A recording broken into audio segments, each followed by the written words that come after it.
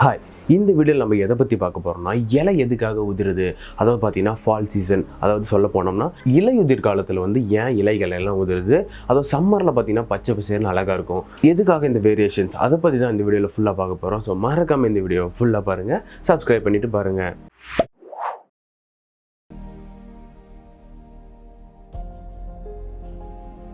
Okay, first thing பார்த்தீங்கன்னா இலைகள் ஏன் பச்சை கலரில் இருக்குது அது எல்லாத்துக்குமே தெரியும். Main reason sunlight and chlorophyll, இந்த ரெண்டு விஷயங்கள் தான் அது பச்சையை வைக்குது. ஓகே, இது சம்மந்தம் இல்லாத டாபிக். எதுக்காக இலைகள்லாம் உதிருது அதை பார்ப்போம்.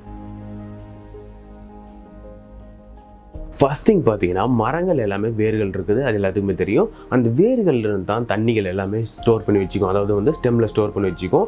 அதுக்கப்புறம் லீவ்ஸில் பார்த்தீங்கன்னா இலைகள்லையும் தண்ணி இருக்கும். ஒரு இலை கசக்கி பார்த்தீங்கன்னா கூட அதில் தண்ணீர் தன்மைக்கிறது தெரியும். தான் எடுத்துக்கிற தண்ணி இலைகளுக்கும் ஷேர் பண்ணி விட்டுரும். அது பார்த்தீங்கன்னா சேம் இந்த குளோரோஃபில் இந்த விஷயங்கள் பார்த்தீங்கன்னா பச்சை கலரில் வச்சிருக்கும். பனிக்காலத்துக்கு முன்னாடி பார்த்தீங்கன்னா இலைகள் எல்லாமே கொஞ்சம் கொஞ்சமாக கலர் சேஞ்ச் ஆகிறது பார்ப்பீங்க.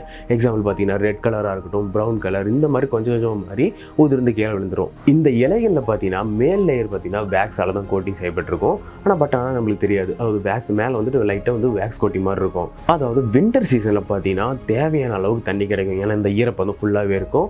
இந்தியன் கண்டிஷன்ஸில் ஓரளவு கம்மியாக தான் இருக்கும். பட் இருந்தாலுமே தேவையான தண்ணிகள் எடுத்து எல்லாமே ஸ்டெம்மில் வச்சுக்கும். அதாவது வேர்கள்லையோ ஸ்டெம்லையோ இல்லை லீவ்ஸ்லையோ இந்த மாதிரி எல்லா விஷயத்துலையுமே வச்சுக்கும். சம்மர் வரும்போது அது தண்ணி தட்டுப்பாடு, அதாவது மனிதர்களுக்கு ஏற்படுற மாதிரி சேம் அதுக்கும் தண்ணி தட்டுப்பாடுகள் ஏற்படும். அந்த விஷயங்கள் போகிறதுக்காக, அதாவது தனக்கு தானே ஃபுட்டை செக்ரேட் பண்ணிக்கிறதுக்காக மட்டுமே தான் அந்த இலையில இருக்கிற தண்ணித்தன்மை எல்லாமே உறிஞ்சிக்குது. அதாவது குளோரோஃபில்ஸ் எல்லாமே எடுத்துக்குது. ஏன்னா வின்டர் டைமில் பார்த்தீங்கன்னா ரொம்பவே கோல்டாக தான் இருக்கும், ஈரப்பதம் அதிகமாக இருக்கும். அதாவது ஏன்னா சூரியன் உதிக்கிறதும் மறையதும் கொஞ்சம் சீக்கிரமாகவே நடந்ததுனால அதாவது தேவையான அளவுக்கு குளோரோஃபில் எடுத்துக்க முடியாது. அண்ட் அதுக்கு தேவையான தண்ணி இந்த மாதிரியான விஷயங்களையும் எடுத்துக்க முடியாது. ஸோ அதனால் இலைகளில் இருக்க கொஞ்சம் கொஞ்சமாக அதோட கால்சியம், புரோட்டீன் இந்த மாதிரியான சத்துக்கள் எல்லாமே உறிஞ்சி ஸ்டெம் வச்சுக்குது. அதுக்கப்புறம் பார்த்தீங்கன்னா இலைகள் எல்லாமே அதுக்கு ஸ்ட்ரென்த்தை இழந்து கீழே விழுந்துருது. இந்த விஷயம் தான் ஏற்படுது.